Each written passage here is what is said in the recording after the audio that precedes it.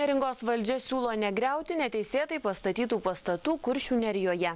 Esą jie galėtų būti naudojami kaip socialinis būstas arba juose galėtų apsigyventi iš kitų miestų dirbti atvykę pedagogai.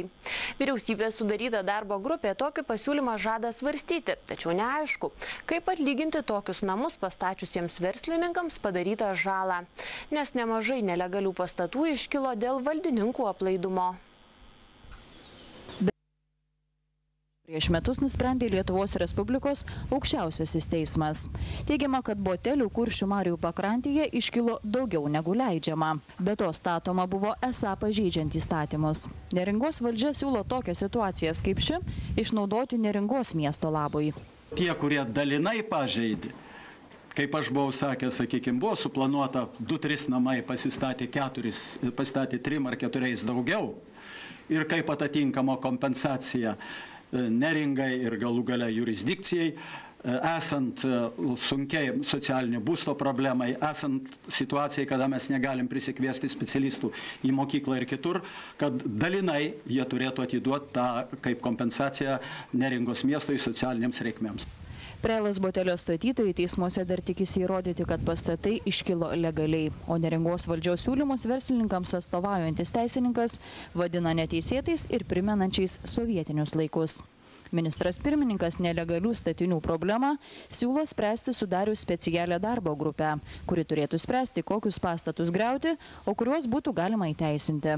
Didžiausias galvosūkis, kaip elgtis su statiniais, kurių statybą palaimino valdininkai ir tik išdygę šie pastatai pripažinti nelegaliais.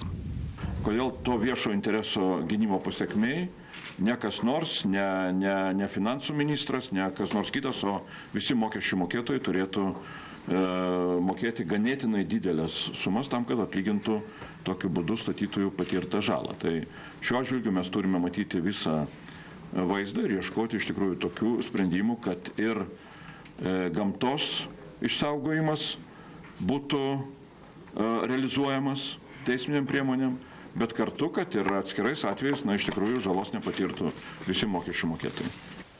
Tačiau Valstybės saugomų teritorijų tarnybos direktorė Rūta Baškytė abejoja, ar darbo grupė galėtų išspręsti problemą.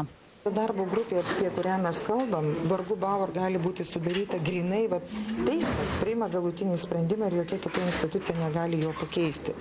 Bet dabar įsivaizduojame, kad per tos tvarkymo planus, dokumentus galima tiesiog įteisinti tai, kas buvo padaryta neteisėtai.